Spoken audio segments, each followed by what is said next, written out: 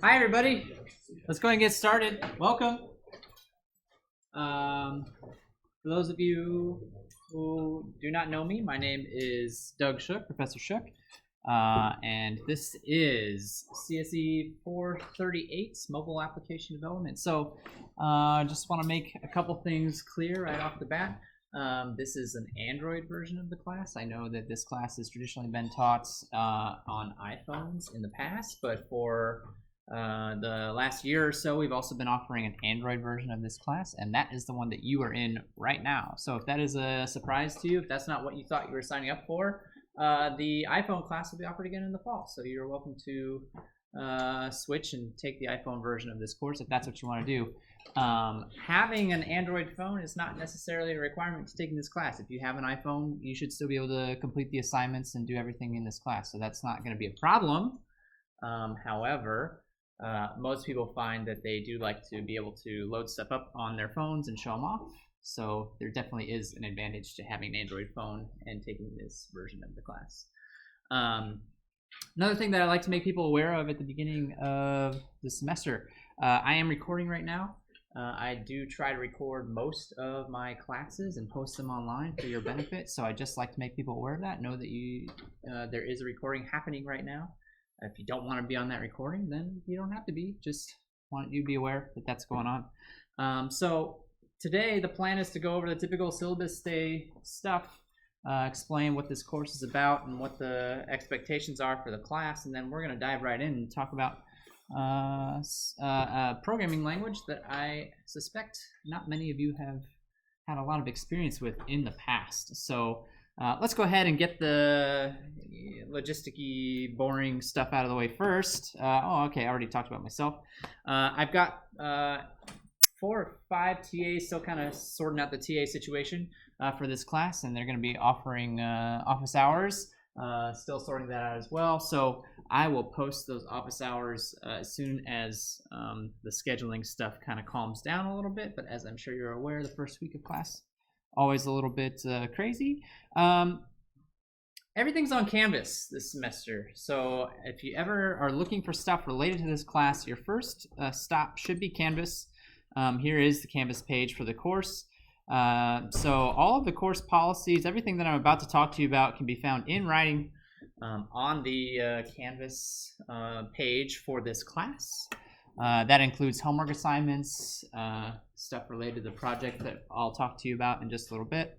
All of your grades will be found on Canvas. Everything's found on Canvas. In fact, one of the more important things that you'll find on Canvas is the course calendar. So if you hit the calendar page on Canvas, you should see that I've already set up dates for every single class meeting and the topics that we're going to be covering, as well as all the dates, due dates for homework assignments, project stuff. Everything for the entire semester is already up, so you can kind of plan accordingly for those dates. Things may change a little bit, but I'm going to try to follow this schedule as much as possible.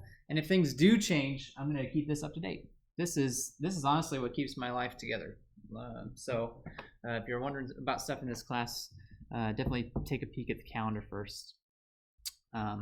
As far as what you're going to be expected to do in this class, there's going to be 4 homework assignments starting next week. Actually, I'll give you your first homework assignment next week. And that'll take us up to about spring break or so, maybe a little bit after spring break. We'll get through 4 assignments, and then starting the week after spring break or so, roughly, we'll hop into a final project, which I'll talk a little bit more about in just a moment. We also have some studios in this class, so these are going to be in-class assignments, in-class things that we ask you to complete in small groups, and for those, you get credit just for showing up. You literally have to show up and participate to get credit for that. I do want to give you a heads up. I unfortunately had some family issues that I just found out about last weekend that are going to require me to go out of town, so I will not be here on Thursday. However, we are still going to have studio on Thursday. I've got a couple of my TAs coming in covering for me. I just have some unfortunate personal business that I need to take care of, so sorry about that in advance, but typically I will be here on studio days, and the way that I expect studios to work is you'll have maybe an hour or so to work on the studio, and then for the last 20 to 30 minutes of class, we'll actually go over it together. So by the time you leave here, if you haven't completed the studio yourself, you should have seen a solution to the studio. That's the goal. These will help you with the homework assignments. These were written specifically with the homework assignments in mind. So doing them is in your best interest. So please come prepared to work. Sometimes I'm going to ask you to do a couple things before showing up to class. I'll talk about that in a little bit. But for the most part, if you show up with a laptop ready to work on coding stuff with your neighbors, then that's what's expected there. As far as the final project goes, I can kind of show you where that's at on the calendar to give you a little bit. Or do I have a slide about that? I thought I did. I don't. Shoot, I thought I did. Sorry.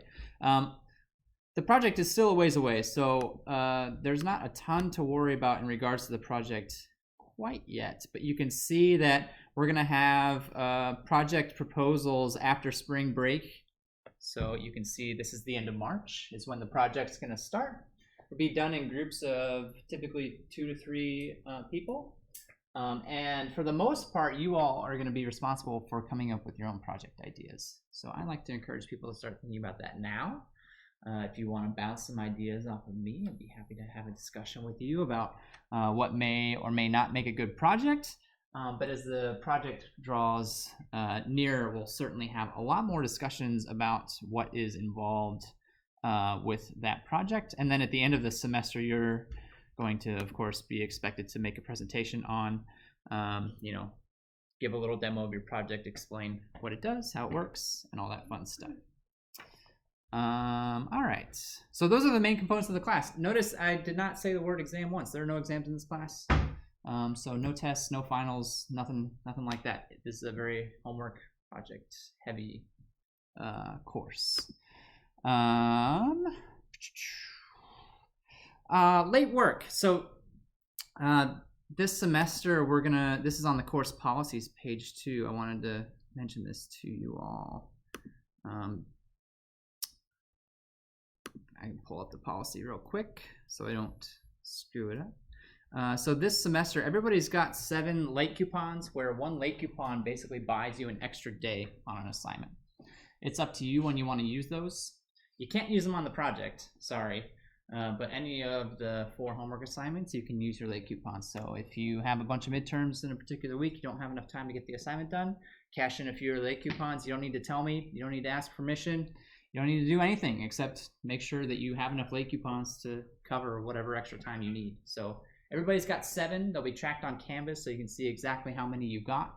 Once you run out, well, then you gotta make sure you hit those deadlines. But until that point, you can use those however you see fit. Cool. Trying to think if there's anything else logistics-wise that I need to cover. Are there any questions so far about what's expected? Yeah. We do have a final on WebStack for May 6th. Is that like demo time for the project? Or just that is the time when you all are going to look at WebStack and be very happy that you don't actually have a final exam in this class. Yep. I don't know why that time's there. I didn't ask for it to be put there. I will not be here. I'll be somewhere else. Probably grading projects if we're being honest, but that's better than taking exams in my opinion. Any other questions that I can address about logistics stuff before we move on to some more interesting matters? Yeah, what's up? What's the collaboration? Yeah, so I was going to talk about that. Actually, a lot of the homework assignments are meant to be done individually. In the past, I have allowed people to work with a partner on some of the later homework assignments because they do get a little bit bigger as time goes on. I haven't quite settled on that yet, but the typical academic integrity rules apply. And for those of you who know me, you know that I'm very strict and I take academic integrity very seriously. For a 400 level class where I expect most of the people in this class are juniors, seniors, grad students, there's very low tolerance there's 0 tolerance really for any kind of academic integrity stuff. So if you're violating the academic integrity policies, which basically means giving your code to somebody else, taking code from somebody else, taking code from the internet, that kinds of stuff, it's an automatic F in the class.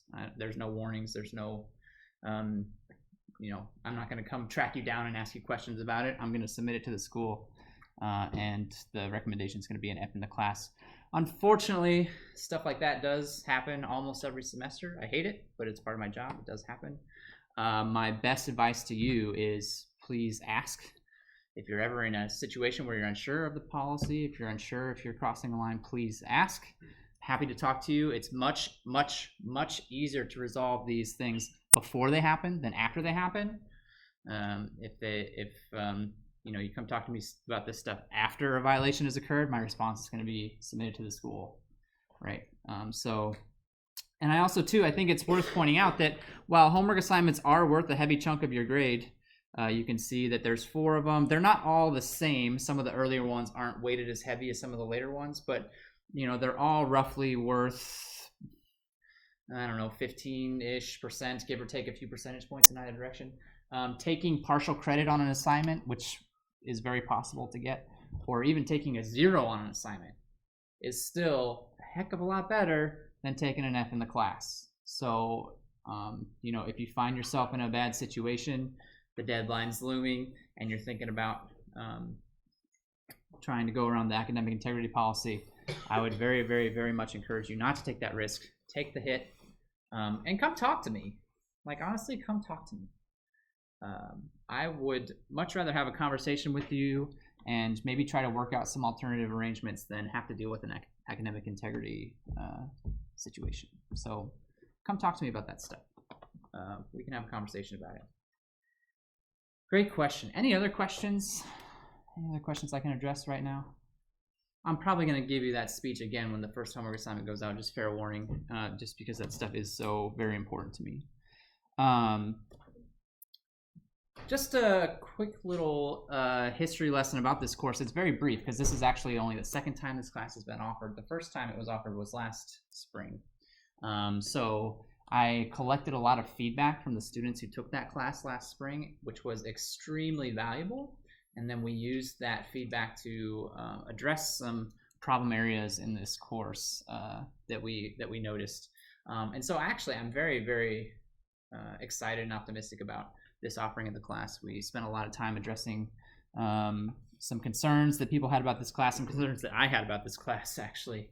And I think we have fixed a lot of those problems. However, I'm sure it's like any other programming bug, right? You squash one and then another one pops up over here. There's probably still going to be stuff with this class that isn't perfect, that doesn't work quite right. And so I'm going to continue asking you all for feedback. Basically, every week or every other week or so, I'm going to post surveys. They are anonymous. They're not part of your grade. They're not required. But it's just anonymous feedback about the course that you can provide to me to indicate how you think things are going. Hey, Professor Shook, I didn't understand what the heck you were saying that last lecture. Can we spend some more time on that thing? Or, man, this assignment really kicked my ass. What the heck happened? Maybe you should tone that assignment down a little bit. Stuff like that. That's stuff that I want to know. That's stuff that's helpful to me. This class is still a work in progress. All classes are a work in progress, and so that feedback is extremely valuable. And so I'm asking you to consider providing me that feedback. And if things are going good, please let me know that as well. Also, very important for me to know how things are going. If things are going great, I want to know that too. In fact, that first survey will be posted on Thursday, as a matter of fact. Yeah. Cool. All right. Any other questions before we hop into some more interesting material? Any questions about logistics at all? Anything? You good? Fantastic. All right, so we're doing Android development in this class, and actually, whoops, wrong program. One of my slides. And so we're going to be using a language in this class called Kotlin. Have any of you used Kotlin before? Nobody, not a single hand. All right, That's okay. That's kind of what I expected. I'm not surprised at all. I'm sure that when you signed up for Android, that at least some of you thought, this is probably in Java, right? Because a lot of Android development up until this point in time has been done in Java. And that continues to be true to this day. But there is a very good reason that Kotlin exists, and there's a very good reason why Kotlin was chosen as the language of choice for this particular class. First, I think it's worthwhile to have a conversation about how developing programs is different on mobile devices as opposed to, a laptop or a, I like to call them grown-up devices, but that's a little misleading, I guess. What are some things that you think we're going to have to consider as we go through the semester when it comes to the platform that we're on? What are some things that are about phones that are going to make things programming a little bit different versus the programming you're used to doing on your computers? Anybody have any ideas about that? Yeah. Types of input that the user can use. Yeah, so this thing doesn't have a keyboard, right? I mean, it does, but it's on the screen. You have to touch it. There's no physical keyboard. There's no mouse. There's no mouse. Most phones do have cameras, right? And microphones, right? So you can talk on the phone, and laptops have those things too, and we can talk about how to use those things. We will talk about how to use those things, as a matter of fact. But the main form of input is, touch screen, doing things like that. And so that's a big difference between how people use PC applications, right? Not the only difference, but a very big one. What are some other differences between programming for these guys and programming on a laptop? Yeah. Lots of different screen sizes, like notches or a whole bunch of cameras. Oh yeah. So this is an Android class, so we're allowed to make fun of iPhones as much as we want, right? They have those big old notches down at the bottom. A lot of them do, right? My Android phone doesn't have anything like that. I guess there are some that maybe do, perhaps. But the fact remains that, so this is a Pixel. This is a Google Pixel, like 2nd gen, I think. I can't remember. But they come in all different shapes and sizes. And when you download an app, you expect it to work on your phone the same way it would work on a tablet or one of those big old Samsung Galaxy Note phones, I think they are, like the big old Samsung screens. So that's a big deal, right? We actually have a term for that. Does anybody know what that's called when you have an app that you want to work on different? Yeah,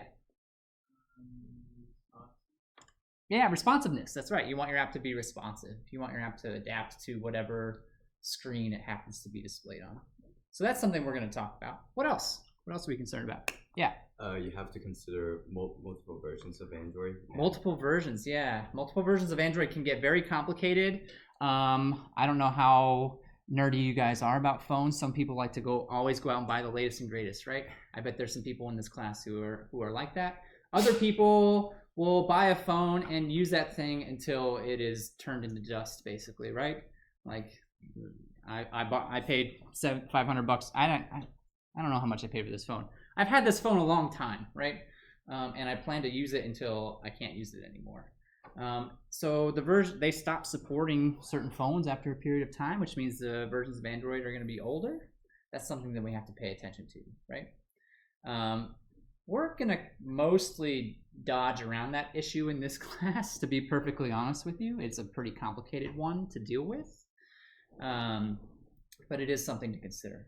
What else? There's at least a couple other big issues I can think of. Yeah. More constraints for your hardware and power. Yeah, that's a big one, right? So this thing is a mini computer, right? But mini being the key word there. It can do basically all the same stuff that a normal computer can, but the battery is a big concern. People do not like it if you have an app that is going to crunch through your battery real quick. Sometimes it's unavoidable, right? Watching YouTube videos, it's going to kill your battery. That's just how it is. But if we can avoid that situation, we certainly would like to. We would like to take power consumption into consideration.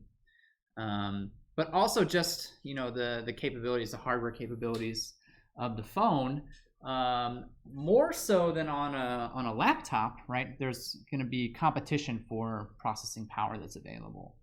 That's something that we also have to take into consideration. So,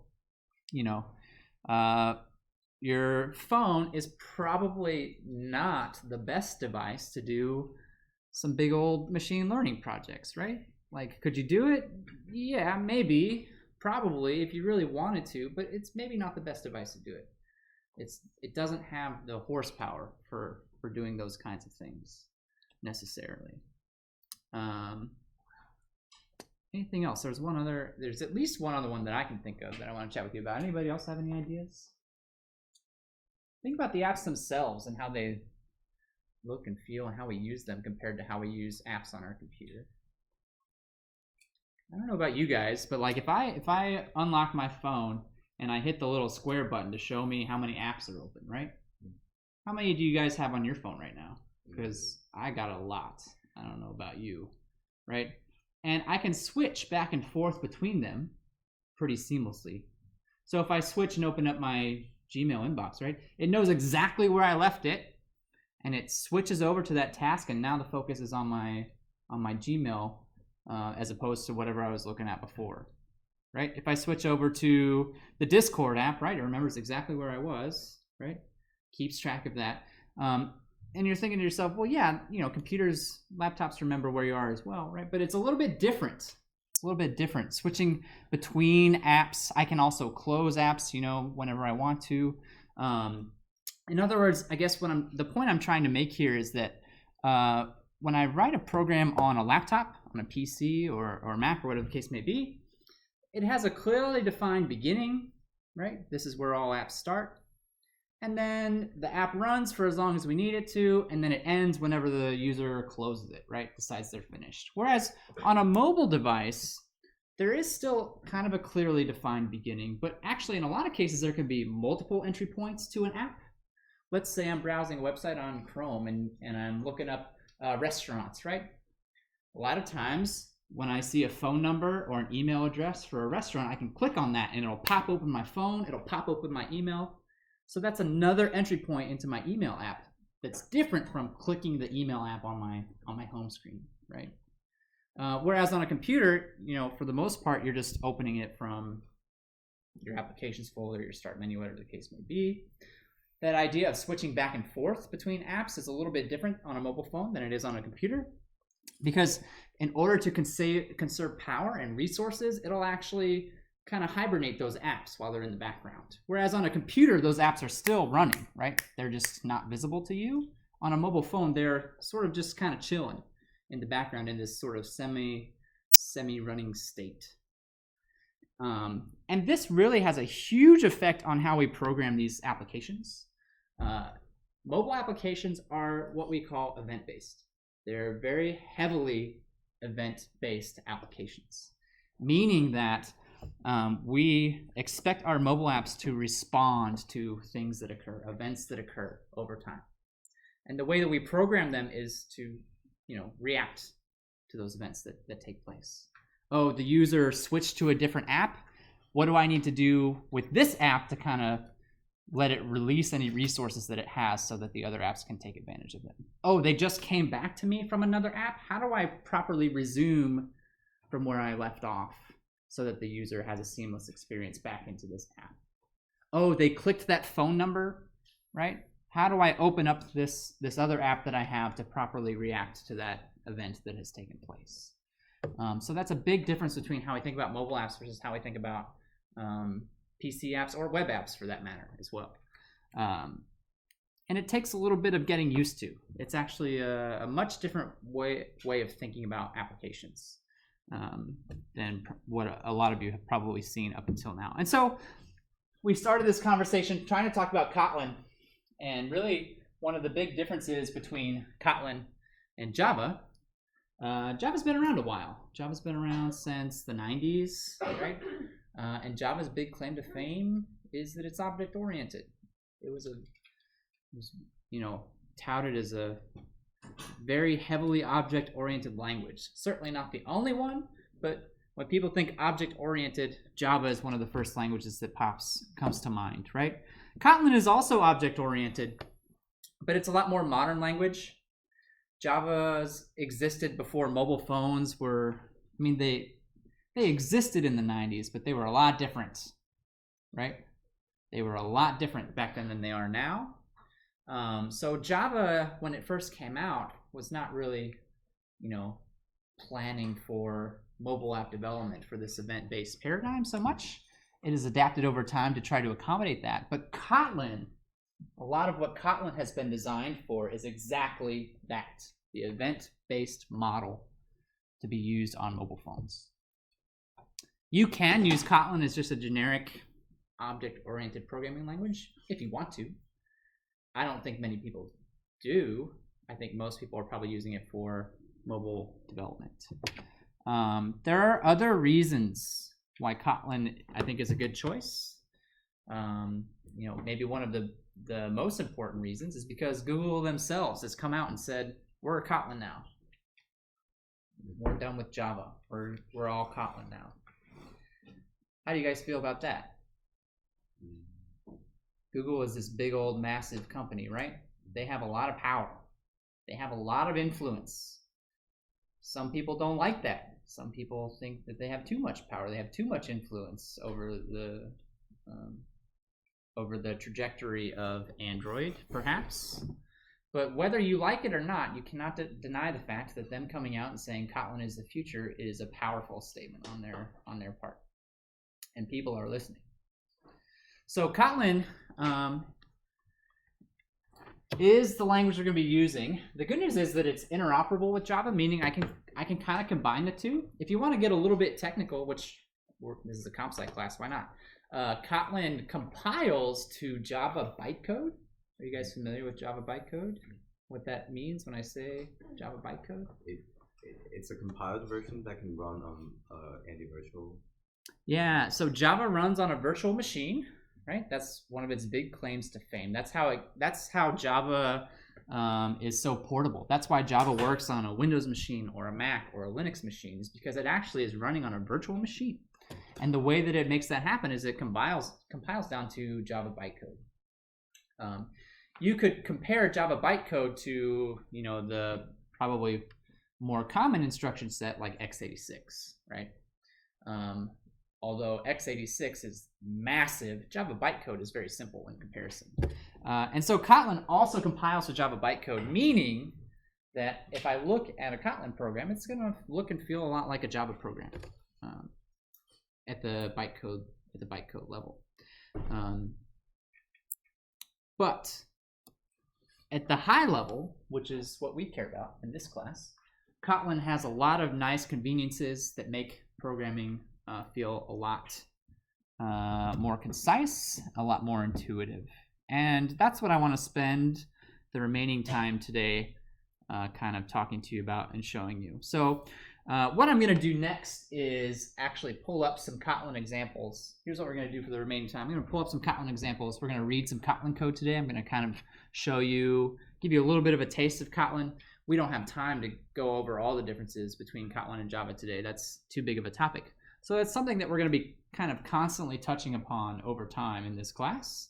Today I'm going to show you some of the basics. And then towards the end of class, I'm going to try to leave 15, 20 minutes maybe at the end of class to give you a chance to download and install Android Studio on your own computer and get some just very basic practice setting up and running Kotlin on your computer, because I found that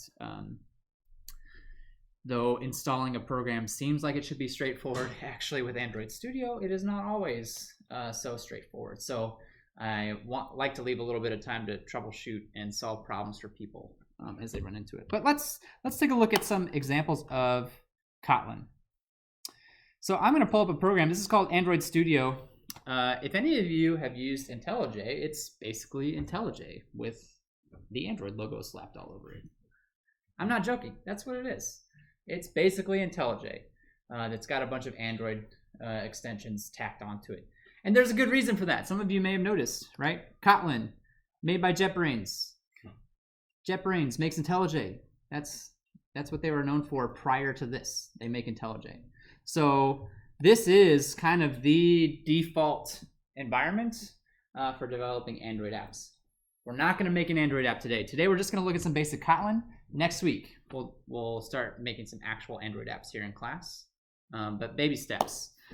So the first thing I'm going to do is I have actually created a project with some very simple Kotlin examples in it. And I'm going to import that into Android Studio. I'm going to ask you to do this a little bit later. Right now, I'm going to ask you to just sit back and relax and watch the show. But I am recording this, so I want to get this on video so that if you need to do this later, you need to refer back to these instructions, you've got them. So you'll notice on the calendar for today, if I can pull it up, there we go. Not only did I give you a link to Android Studio, but below that there's a link to a project called learningkotlin.zip. This is an Android Studio project. And so what I'm going to do is I'm going to click that to download it. And then we're going to extract that. So we're going to unzip this project, wherever you want to put it. So there it is. Here's my Android Studio project. And then I'm going to go back to Android Studio, and I'm going to open an existing Android Studio project. Starting next week, I'll show you how to create your own Android Studio projects from scratch.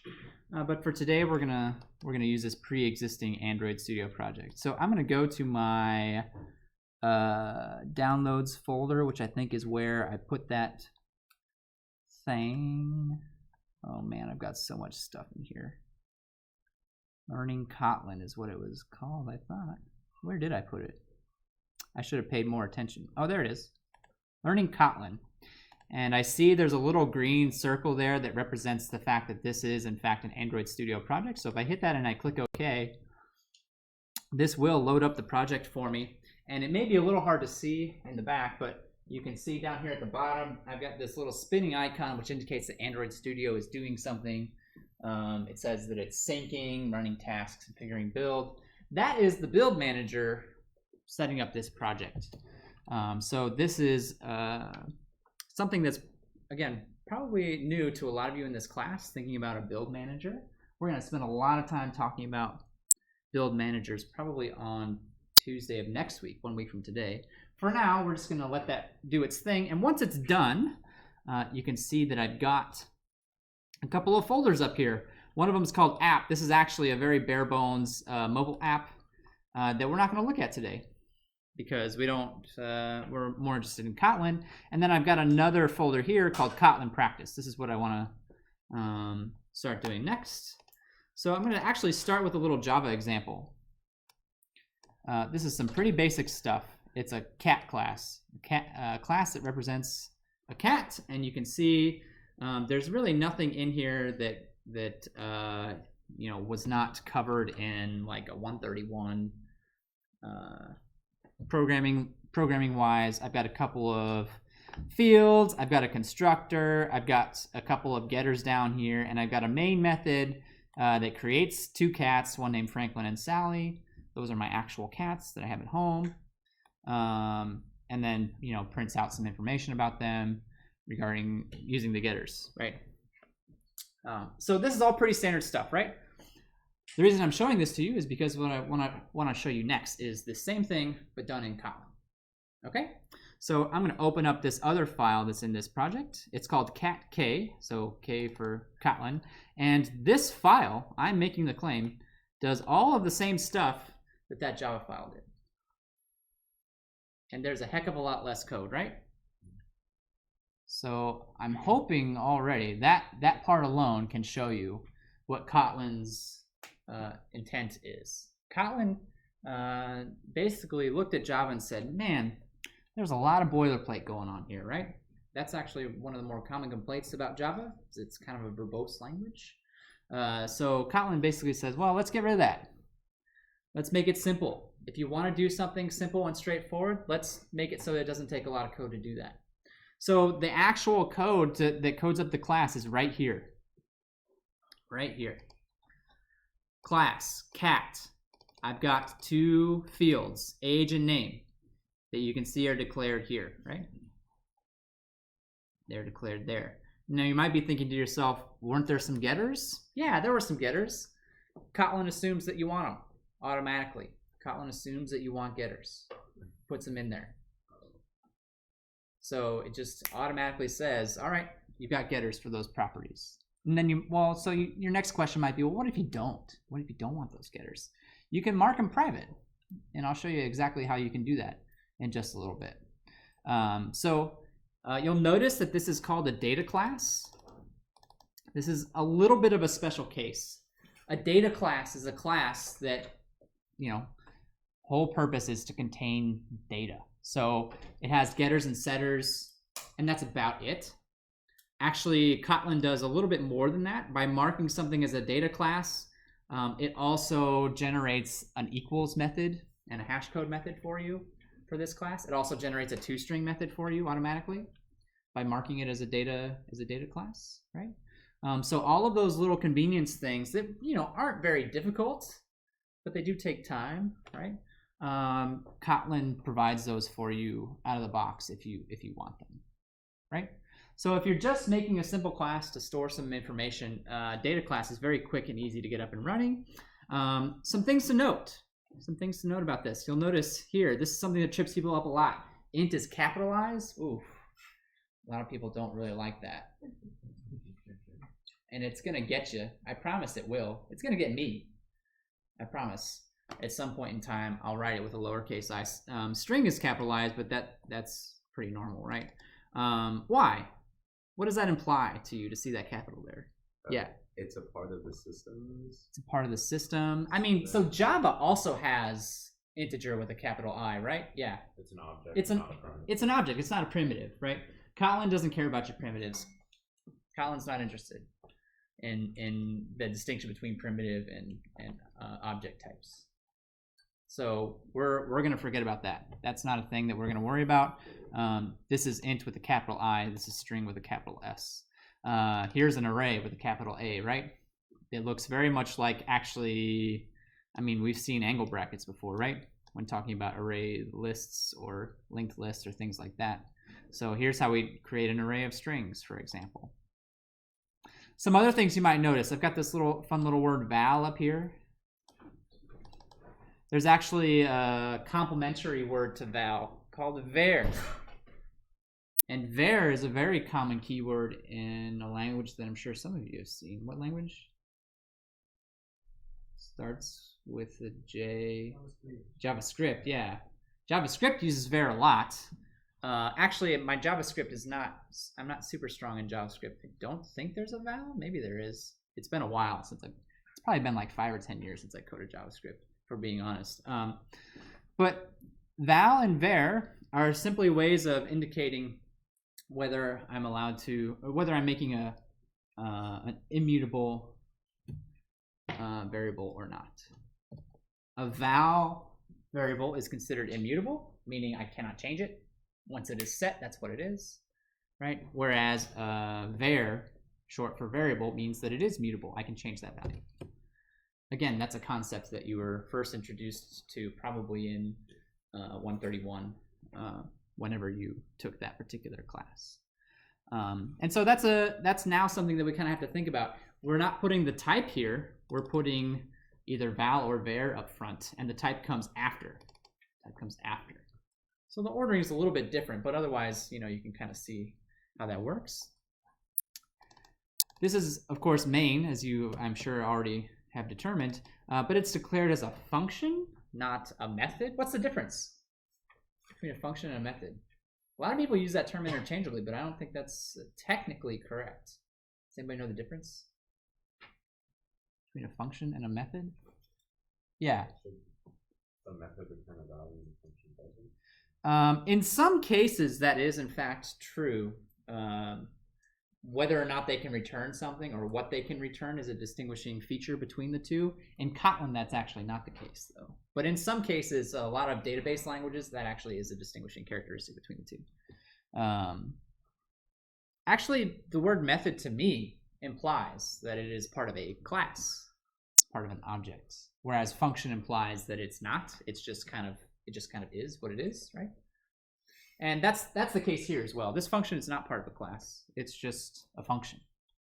It's a main function that happens to exist, right? But it works all the same. You can see I've got this green arrow here, which indicates that I can, in fact, run this example. It will create this object You can see here I'm calling the constructor. That looks almost identical, right? Calling a constructor looks very similar. Look at how I'm accessing the fields. I just say dot in the name of the field. Actually, we call that a property in Kotlin. What is that actually doing? This is calling the getter. I don't see it saying dot get age, right? I don't see that, but that's what it's doing. It's calling the getter that was generated for us automatically on this particular instance variable. And then we see another example down here of printing out the object itself, which should, this is similar to Java 2, should call toString. And you can see that here is the toString that was generated for us automatically by Kotlin that just has all the properties and the values that they contain, the age and the name in this particular case. Any questions so far? I've already seen some differences. There's more to come. Any questions so far? So some other things to pay attention to in regards to Kotlin. If you're using the simple case, right? Like if I'm using simple getters and simple setters, Kotlin makes it very easy to do that. But sometimes I'm not. I don't want to use simple getters and simple setters, right? Sometimes I want a little bit more control over what's happening with those properties. And I can do that. I can do that in Kotlin too. I actually can define getters and setters with different behavior if I want to. Let's take a look at a different class. This one's called variables, and show some of the other things that we can do with classes. For starters, please note that there's no properties declared up here, right? I haven't declared anything here. And we didn't quite talk about that with this, right? But this chunk of code actually is what? What would you call that? Something that you've definitely seen before in Java. Seen it a lot. Probably one of the first things that you talked about when you talked about objects in Java. It's the constructor. That quite literally is the constructor in Kotlin. That is the constructor. It defines the fields and sets them all in one shot, right? Boom. Another example of keeping things simple. In Java, a lot of times, what do? You have a constructor that takes in a couple parameters, and you end up setting those yourself manually to fields, right? Kotlin's like, why do you have to do that? You do that so much. Let's just make it easy. Let's just make it easy to do that. Such a common thing to do. Let's just make it simple. But that's not the only way that information gets into a class. So here's an example of the difference between val and var, right? Val and var. Val meaning that this is immutable, var meaning that it's in fact mutable. If I wanted to declare the setter as private, it's as simple as tacking on that information after the property. I want the setter for this particular property to be private. Done. I have told Kotlin that that setter is now in fact private. It assumes you want them to be public. You can say that you want them to be private otherwise, or not, depending on what you want to do. Kotlin really wants you to initialize your properties or any variables when they are created. So null is less common in Kotlin. Kotlin actually makes your life a little bit more difficult if you want to allow things to be null. So in other words, right, what I'm saying is that if I were to take this off and just indicate, so this is something that wouldn't be terribly uncommon in Java, right? I'm going to declare a variable that's a string, right? I don't know what that value is going to be. I'll set it later. I'll tell you what the value of that string is going to be later. In Kotlin, that's usually no good. In Kotlin, it really wants you to initialize it up front. If you absolutely want to use nulls or set the value later, then you have to do a little bit more work. Here, by putting a question mark after the type, that means that I'm allowing the string to be null. I can have a nullable string. Think about what that means. Why does Kotlin include that extra hurdle? What's the advantage? What's the advantage of doing that? think about something else that you probably do somewhat frequently in Java, right? If whatever object equals null, or if whatever object not equals null. By using this question mark to indicate whether a type's allowed to be null or not, we've really eliminated a lot of that guesswork, a lot of that checks that we have to do. If the type's declared without a question mark, I don't have to ask if it's null or not. I know that it's not, ever. Kotlin won't allow that to happen. If I declare with the question mark, then null is allowed, then I have to maybe do some of those checks a little more often, perhaps, right? Or if I want to declare a variable and not initialize it at all, that's what's called a late init. So here we've actually created this variable. We have not set it to anything. We've basically told Kotlin, I'm going to tell you what this value is a little bit later. Okay? These are all properties of this class. These are all properties of this class. But notice, again, there's no constructor here, so we are setting these values immediately, except for this one that's declared as late init. We're going to set that later. Here is the closest approximation to static that you can find in Kotlin. It's called a companion object. This is, I think, one of the few cases where it actually gets a little bit more verbose in Kotlin than the Java counterpart. But a companion object is basically Kotlin's way of allowing you to have properties or other pieces of code that are shared across all instances of a class. In other words, static, right? Static variable. And then here is what we may more traditionally call a method as part of this class. And you can see that, oh, hey, we've decided to set this late init string. This syntax looks a little weird though, right? So let's break this down a little bit. I see an exclamation point. That's actually the same. That's a Boolean not. I'm grabbing a reference. So double colon means grab a reference to this property. Grab a reference to whatever this is. Because I want to treat it like an object. I want to ask if it's initialized.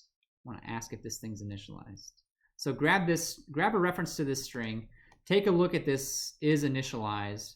If it hasn't been initialized, I'm going to set it. If it has been initialized, we'll just skip it and move on with our day. And then finally, I've got a main down here that, creates an instance, calls a method. That actually looks exactly the same. I could plug that line into Java and it would behave exactly the same, calling a method, and then prints out some stuff from the class. Question?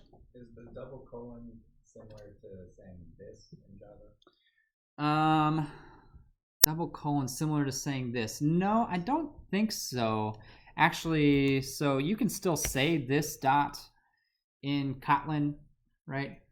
For those of you who are familiar with C, it's quite literally grabbing a pointer to an object. It's grabbing a reference to an object.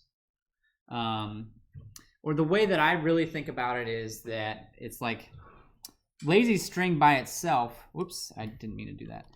Lazy string by itself is in fact a string, right? And I can set it if I want to, but what I'm really wanting to do in this scenario is ask if it's been initialized or not. So this is a property of the string class. In order to access that property, I need to grab a reference to the string object and access the property through the reference, right? That's how Kotlin is treating this particular situation. We're actually going to see lots more examples of that double colon syntax popping up over time. So hopefully that'll help solidify that concept. Did you have a question? My question was if we can't allow null, can we tell if an object is late in it or not? Because otherwise it seems like we're basically doing the same thing as checking whether or not it's null. If you say that one more time, if you don't allow null. So when we want to allow null, we have to put a question mark on it, and that's a different yeah. But with late in it, it's still just a string exactly the same fashion, and then we're checking whether or not it's initialized. So would we have to, would mutable string, for example, have also an is-initialized method? So actually, I think there's a difference between what this value is versus what this value. In other words, and I might double check the documentation on this to be sure, But this late init lazy string, I don't think the value of it is null. I think the value of it is just Some default. not set, right? It's just let me look that up though. No shame in verifying late init Kotlin. Like I could see, like in the pointer sense, like it makes space for it in memory instead of giving it a null pointer. But checking whether or not it's initialized still does seem to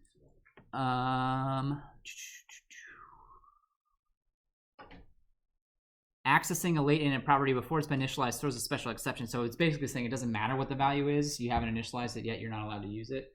So it's not null. It's still not null, right? In order for something to be declared as null, it has to have that question mark tacked onto the type. But the further implication of that, I know we already kind of talked about it a little bit, but the further implication of that is it's actually checking for stuff like that at compile time. Like it can tell if you're making unsafe calls, right? And it will force you to acknowledge that fact in your code. Oh, you're trying to call a method on something that might be null. I really don't want to do that. If you really want to do that, there's actually a way you can get around that, right? But it's basically making you acknowledge the fact that you're performing something that is potentially unsafe. And of course, as programmers, that's usually not going to stop us, right? We do that stuff all the time. But at least we are taking that responsibility on ourselves, and the language is basically saying, all right, if that's what you want to do, that's your problem, right? It's not my problem anymore. So it's a little bit of an interesting way of thinking about the world. But yeah. And so then just like before, here's a main method that, I actually already talked about this a little bit. Yeah, that calls a method, prints out. Great questions. Any other questions about these simple examples so far? Any other questions? Yes. Can we go down a little bit? Yeah, sure. So may I ask, so there's the is initialized thing. Is that, you said it's a property, so I believe it's a property, yeah. I mean, there's no parentheses after it, so okay, it doesn't look like a method. It's more like a property of the string class. Okay. Yeah, that's how I interpret that. In fact, you might be able to go to the declaration of it. Oh, no, that's not necessarily what I wanted. Well, yeah, it's a Boolean. Okay. Oh. Yep. Here's the Kotlin source for the string class. Actually, it's for late init. Interesting. So by declaring something as late init, it tacks on that property. Gotcha. Right. Cool. Great questions. Any other questions? Any other questions? All right, I have one more example. How are we doing on time? Okay, we're actually doing pretty good on time. I have one more example to show you about control flow kinds of stuff. So if statements and for loops. And the good news for those kinds of things is actually very similar. Here's an if statement. Actually, you could copy this into Java and it would work, right? There's nothing crazy here. This stuff up here, that's Kotlin. Notice val there, int with a capital I, right? Declaring the values. So the variables declarations and how we initialize those is different, but the if statement itself actually no different, so that's good. The for loops, however, do look a little bit different. If anybody's done any work in Python, this kind of feels a little bit more like that particular language. For a in 0 ... where ... is actually a range little piece of syntax to indicate the range. So for all the values from 0 to 5, where 5 is, I believe, not included, we can run the code to verify that. And then if you want to get a little bit more specific, right?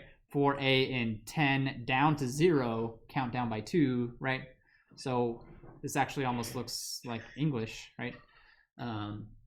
Little bit different way of specifying the bounds of our loops, for example. You can also do for each loops through arrays and stuff like that. That's, I think I actually had an example of that back here. Oh no, I didn't actually. Whoops, I thought I did, but I didn't. Oh, but I have one right here. Yeah, I should have just scrolled down a little bit. Creating an array and then iterating through it. So for each loop, same syntax. In Java, I guess that would be a colon, but otherwise very similar. Notice that I didn't have to put the type here. It infers the type from the array directly, so that's kind of nice. And if I want to iterate through an array by index, I can pull the indices out. So that's a property of an array. I can pull the indices out, and I can index the array using square brackets, just like you might expect. This looks a little tricky though, right? $sign bracket, $sign bracket. Anybody familiar with that syntax? Anybody? Kind of reminds me of, well, maybe a little bit more obscure. It kind of reminds me of bash scripting a little bit. Basically performing a substitution. Evaluate this and substitute it in this particular piece. And of course, I mean, they're loops. It's not particularly complicated, but you can run it and see that the $sign bracket doesn't actually show up when you print it out, right? So that's a little extra syntax for evaluating code, Kotlin code that you want to be displayed on the console. Any questions? Yeah, in the back. I'm noticing there aren't any semicolons. Yeah. Like finicky as a result, or... Yeah, no semicolons. You're welcome. Semicolons suck, dude. Hate it. You may disagree with me, but yeah, doesn't care about that. They do have curly braces though, so they didn't take the Python approach of using white space to indicate scope. They did stick with the curly braces, but yeah, no semicolons. It just knows the end of the line is the end of the statement. Nice catch. Yeah. What if we don't put the $sign? What if you don't? Well, let's try it. Good question. So we wouldn't want the quotes either, I suppose, huh? Like that. All right, let's try it.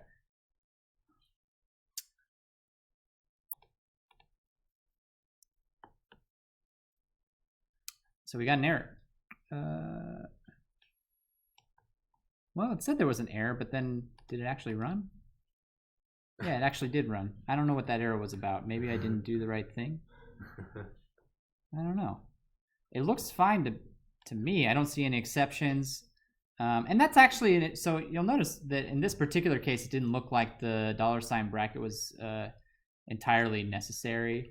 I think of the $sign bracket, maybe a better example of $sign bracket would be like a formatted string, as opposed to the example that I mentioned earlier. Just a way of letting you evaluate complex expressions and put them into a string. It's a good way to allow you to concatenate string literals with code that you want to be evaluated, in other words. But there was something else I was going to mention, I forgot.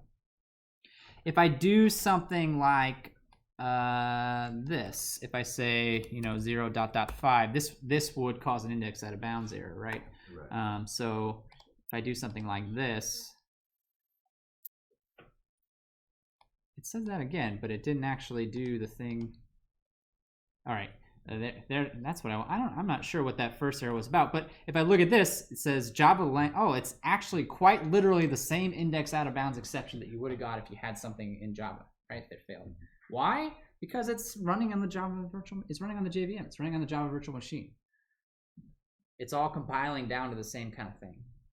And actually, again, this speaks to the interoperability of the two languages. I can actually combine Java code and Kotlin code in the same program. It's fine. Doesn't care. It'll still work, which is nice for apps that want to kind of transition, right? I have a well-established app that I wrote 5 years ago. Code base is in Java. I want to add new stuff to it. I can add that new stuff in Kotlin because Kotlin is the hot new thing, right? And then I can combine those two together. Nothing's gonna complain, and then eventually I'll get around to porting that Java over to Kotlin, right? Making it a full-blown Kotlin app. That's kind of the idea. Any other questions about these simple examples? It does get more complicated. So I didn't, there's some things that I didn't mention today. For example, here's a constructor for the cat class. We talked about that, right? Well, what if I want a second constructor? You can do it. The syntax is a little off. Syntax is a little different. So that takes a little bit of getting used to. It's not as simple as you might expect it to be, perhaps.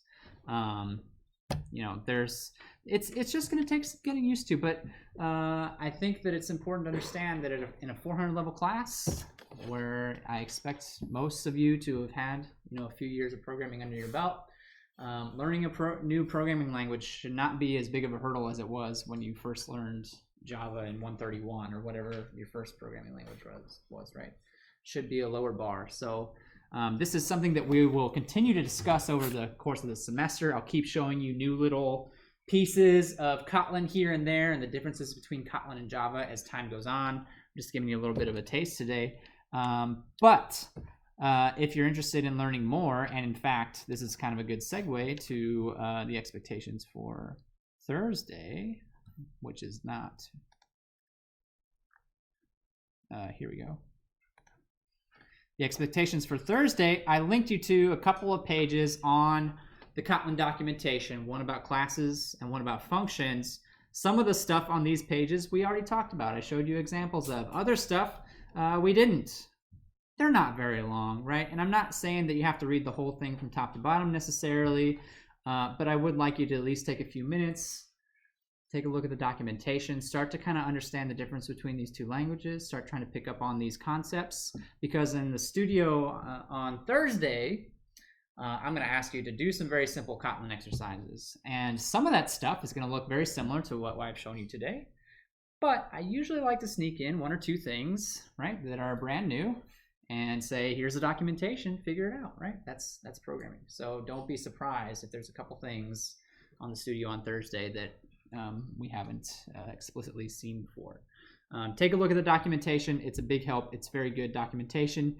You can see we're probably not going to get through all of these topics over the course of the semester, but we'll get through a lot of them over the course of the semester, and you're definitely going to want to have this reference available on the homework assignments as well. So bookmark it or whatever you need to do to keep that stuff available.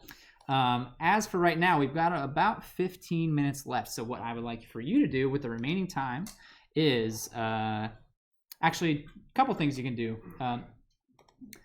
I forgot to mention, but there's also a Piazza page for this class. So one thing you can do, it's real quick and easy, is go sign up for Piazza. If you have questions about this class, I would much prefer that you put them on Piazza as opposed to emailing me. Of course, if you have something that's private or personal, then email me, right? But if you have something that is not personal, private, post it on Piazza. And then the other thing that I want you to do, perhaps the more important thing, is go download and install Android Studio on your machine, and then download this Learning Kotlin project and get it open in Android Studio and run some of the Kotlin examples. Just make sure you're able to run those. I'm not asking you to write anything. I'm going to ask you to write stuff on Thursday. For right now, I just want to make sure you've got Android Studio installed and everything up and running. Sometimes problems happen, so if you run into issues, let me know, and we'll try to get you all squared away before you leave here today. All right? Any final questions before I shut up and get off the stage? All right, fantastic. I'm going to do laps then, and if you run into problems installing stuff, please let me know, and I will come around and help you however I can.